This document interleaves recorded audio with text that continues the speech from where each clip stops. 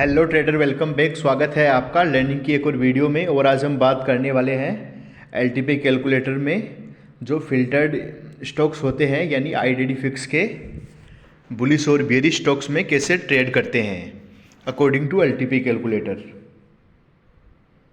जैसे कि आप स्क्रीन पे देख पा रहे हैं, इधर ये इन्वेस्टिंग रेडी लिखा हुआ है। यहाँ पे इधर बुलिश स्टॉक्स हैं नीचे, जो कि हमें दिखाई नहीं दे रहा है किसी कारणवश, और इधर ये बेयरिश स्टॉक्स है एलटीपी कैलकुलेटर के आईडीडी फिक्स के,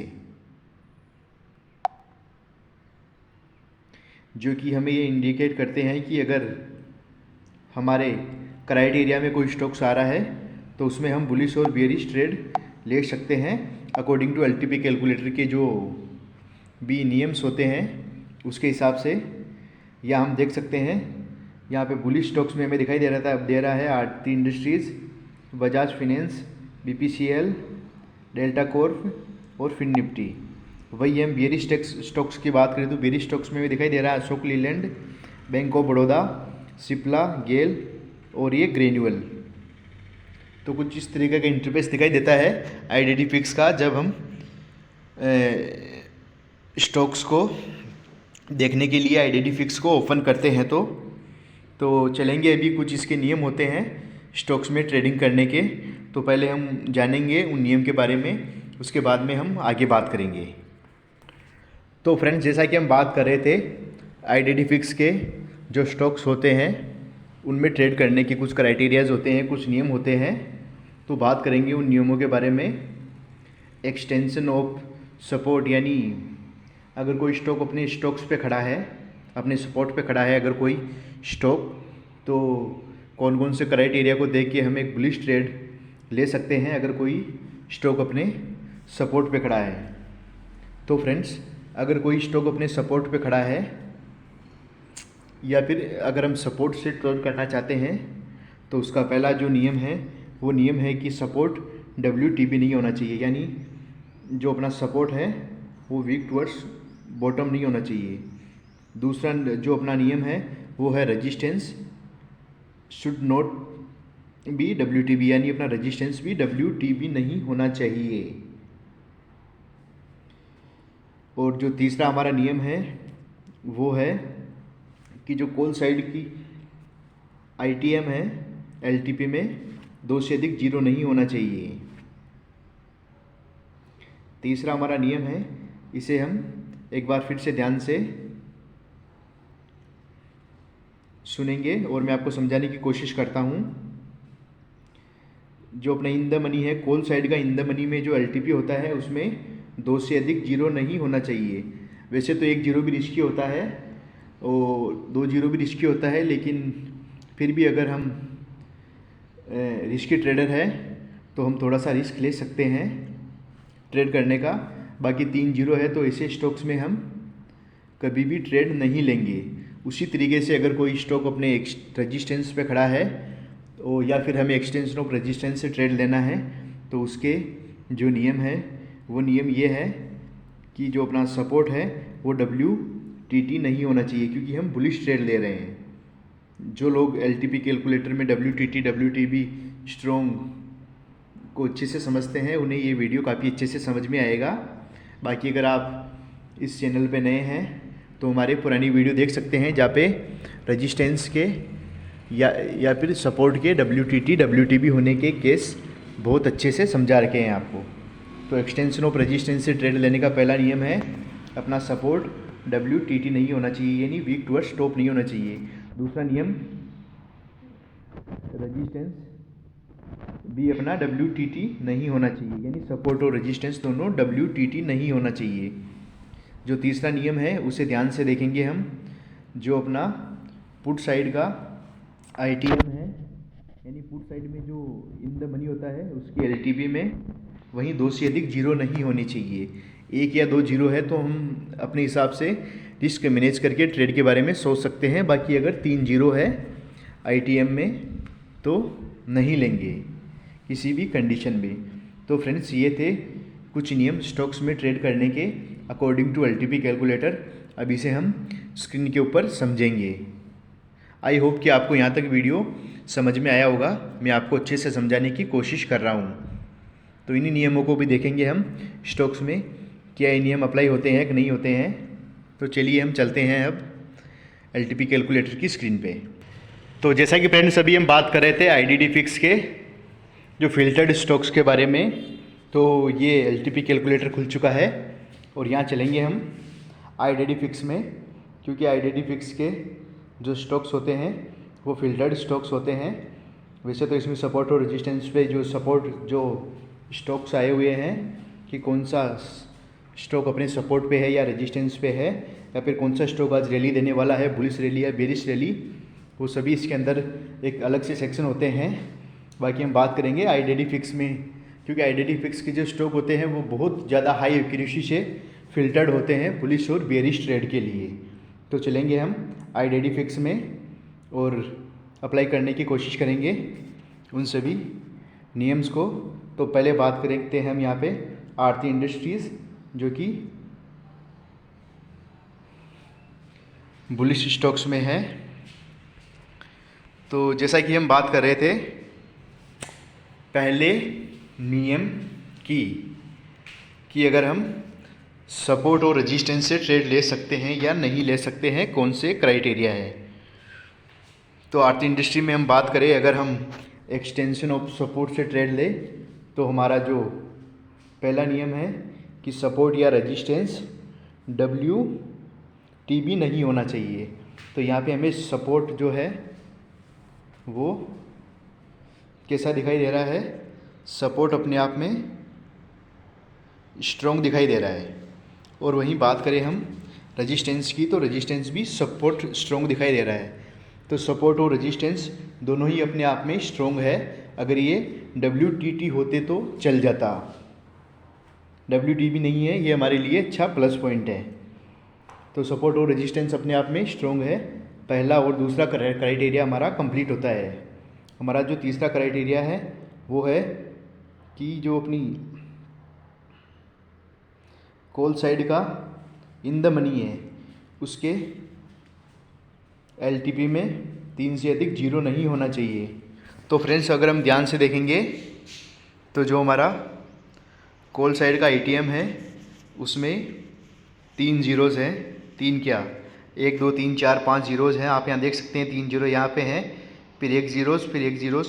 तो ये हमारा स्टॉक है वो सपोर्ट से ट्रेड करने के लायक नहीं है। वही हम बात करेंगे कि क्या ये जो स्टॉक है वह एक्सटेंशन ऑफ रेजिस्टेंस से ट्रेड करने के लायक है। तो पहला क्राइटेरिया कि रेजिस्टेंस WTT नहीं होना चाहिए, जो कि फुलफ़िल कर रहा है हमें, WTT नहीं है, स्ट्रॉन्ग है। और वहीं बात करेंगे सपोर्ट की, तो सपोर्ट भी अपना स्ट्रॉन्ग है, WTT नहीं है, यानी दोनों WTT नहीं है। अगर WTB होता तो चल जाता। और हमारा तीसरा जो क्राइटेरिया है वो है कि पुट साइड के ITM में 2 से अधिक जीरो नहीं होने चाहिए। तो अगर हम ध्यान से देखेंगे तो जो पुट साइड में जो LTP है, सॉरी कॉल साइड में जो पुट साइड में ITM है उसमें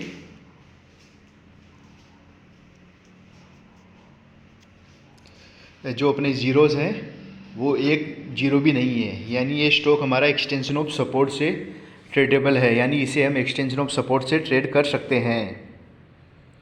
एक्सटेंशन ऑफ सपोर्ट पे ही खड़ा है अभी मार्केट, तो यहाँ से हम एक बेयरिश ट्रेड ले सकते हैं अगर सारे सिनेरियो अपने पक्ष में रहे तो। वही हम बात करेंगे यहाँ पे बजाज फाइनेंस की, जो कि बुलिश स्टॉक में है। तो जो हमारा पहला क्राइटेरिया है एक्सटेंशन ऑफ सपोर्ट WTB नहीं होना चाहिए, एक्सटेंशन ऑफ सपोर्ट WTB नहीं है, WTT है। दूसरा क्राइटेरिया जो अपना सपोर्ट है वो सपोर्ट कैसा होना चाहिए, WTB नहीं होना चाहिए, WTT होना चाहिए। तो यहाँ पे सपोर्ट रेजिस्टेंस भी स्ट्रॉन्ग है। तीसरा क्राइटेरिया जो हमारा कॉल साइड का इन द मनी है उसमें 2 से अधिक जीरो नहीं होने चाहिए। तो यहाँ पे 2 से अधिक जीरो नहीं है, यानी एक भी जीरो नहीं है, तो ये हमारा स्टॉक है वो एक्सटेंशन ऑफ सपोर्ट से ट्रेड करने लायक है। एक्सटेंशन ऑफ सपोर्ट इसका आ रहा है 7339। और वहीं बात करें ये कहाँ से रिवर्स हो सकता है,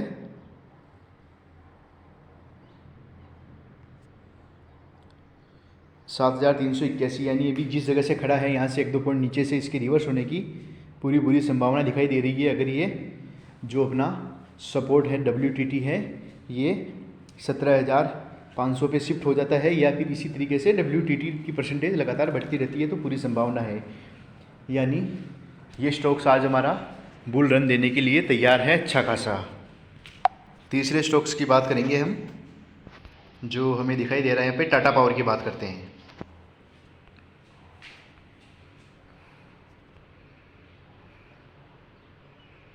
पहला क्राइटेरिया सपोर्ट WTP नहीं होना चाहिए, जो कि इस वक्त हमें स्ट्रॉन्ग दिखाई दे रहा है। अच्छी बात है हमारे लिए। सपोर्ट है 220 पे और जो रेजिस्टेंस है 230 पे। रेजिस्टेंस भी अपने आप में स्ट्रॉन्ग है और कहीं ना कहीं अपनी ये एक्सटेंशन ऑफ सपोर्ट पे खड़ा है। तो दोनों ही क्राइटेरिया पूरे हो रहे हैं सपोर्ट और रेजिस्टेंस के। तीसरे क्राइटेरिया की हम बात करेंगे कि कॉल साइड की इन द मनी में 2 से अधिक जीरो नहीं होने चाहिए। तो केवल हमें यहाँ पे 1 जीरो दिखाई दे रहा है, हल्का सा रिस्की है, हल्का सा नीचे गिर सकता है ये जहाँ एक्सटेंशन ऑफ सपोर्ट है उससे, लेकिन इसके पुल बैक के पूरी संभावना है बुलिश रैली करने की। तो फ्रेंड्स ये हमारे कुछ नियम थे एक्सटेंशन ऑफ सपोर्ट से ट्रेड करने के। अब हम बात करेंगे एक्सटेंशन ऑफ रेजिस्टेंस में ट्रेड करने के।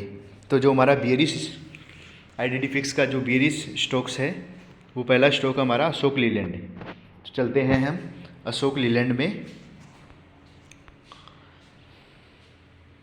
और जो हमारा क्राइटेरिया है इसके अंदर हम बात करें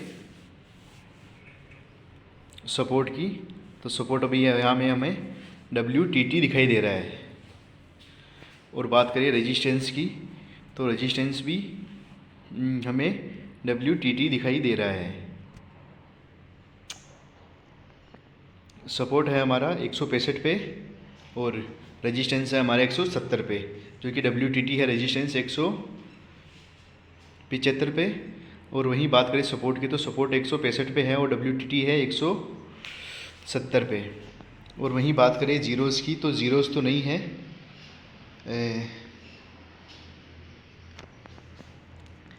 पुट साइड की इन द मनी में, बाकी दोनों ही WTT है। तो ये स्टॉक्स हमारे क्राइटेरिया के बाहर हैं। दूसरे स्टॉक की बात करेंगे हम, बात करते हैं अभी हम सिप्ला की। क्या सिप्ला में ये सभी क्राइटेरियाज पूरे होते हैं या नहीं होते हैं। रेजिस्टेंस की बात करें तो 1040 पे है और वो WTB है। सपोर्ट की बात करें तो सपोर्ट है 1020 पे और वो भी हमारा WTB है।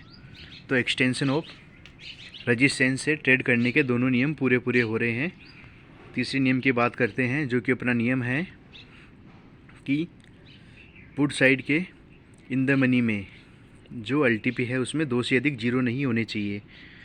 तो इन द मनी में हम ध्यान से देखेंगे तो यहाँ पे 2 जीरो हमें दिखाई दे रहे हैं, जो कि हल्का सा रिस्की है हमारे लिए।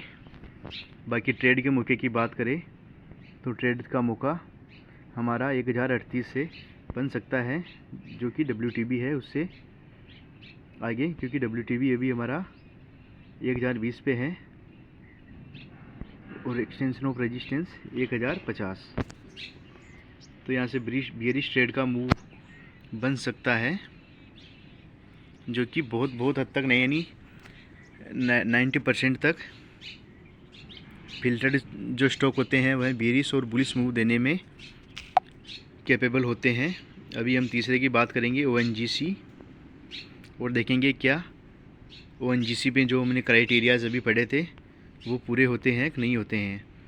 रेजिस्टेंस 1070 पे, सपोर्ट भी 1070 पे, रेजिस्टेंस अपने आप में स्ट्रॉन्ग। और वहीं बात करें सपोर्ट की, तो सपोर्ट WTB है अपना 168 के ऊपर। और तीसरा क्राइटेरिया कि पुट साइड की जो इन द मनी है उसके LTP में 2 से अधिक जीरो नहीं होने चाहिए, तो 1 जीरो है, हल्का सा रिस्की है। और बात करें हम एक्सटेंशन ऑफ सपोर्ट की, तो 170.25 लगभग अपने रेजिस्टेंस पे खड़ा है। हम यहाँ से भी ट्रेड ले सकते हैं 169.55।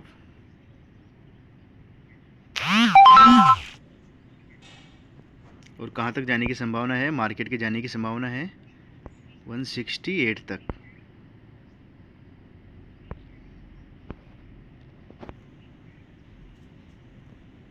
अगर ये स्ट्रॉन्ग शिफ्ट हो जाता है, जो अपना सपोर्ट है वो 168 पे सपोर्ट शिफ्ट हो जाता है, तो 167.5 तक का मूव देने में ये कैपेबल है। बाकी एक्सटेंशन ऑफ सपोर्ट रेजिस्टेंस से ट्रेड करने के लिए ये एक अच्छा स्टॉक है।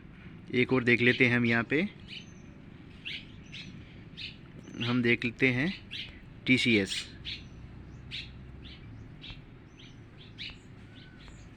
TCS में चलते हैं, रेजिस्टेंस 3500 पे, सपोर्ट की बात करें तो सपोर्ट 3400 पे, और मार्केट कहीं ना कहीं अपने एक्सटेंशन ऑफ रेजिस्टेंस पे खड़ा है। और जो हमारा तीसरा क्राइटेरिया है कि पुट साइड के ITM के LTP में 2 से अधिक जीरो नहीं होने चाहिए, तो ध्यान से देखेंगे तो हमें 2 जीरो यहाँ पे दिखाई दे रहे हैं, यानी हल्का सा रिस्की है ये। बाकी एक्सटेंशन ऑफ सपोर्ट पे हैं, सॉरी एक्सटेंशन ऑफ रेजिस्टेंस पे है यहाँ पे ये स्टॉक, तो हम यहाँ पे ट्रेड ले सकते हैं। और अगर ध्यान से देखें इसी तरीके की कंडीशन रही तो एक्सटेंशन ऑफ सपोर्ट इसका दिखाई दे रहा है 3398, यानी 398, यानी लगभग हमें 100 पॉइंट का मूव यहाँ पे दिखाई दे रहा है। तो ये एक अच्छा स्टॉक है। तो फ्रेंड्स, आई होप कि आपको वीडियो अच्छे से समझ में आया होगा, क्योंकि मैंने अपना यहाँ पे पूरा 100% बेस्ट देने की कोशिश की है। बाकी अगर कल हमें टाइम मिलता है तो हम लाइव मार्केट में देखेंगे, इसे और अच्छे से समझेंगे। तो धन्यवाद आप सभी का। वीडियो को शेयर करें और नए व्यूवर्स सब्सक्राइब करें, और प्लीज़ कमेंट और लाइक ज़रूर करें। धन्यवाद।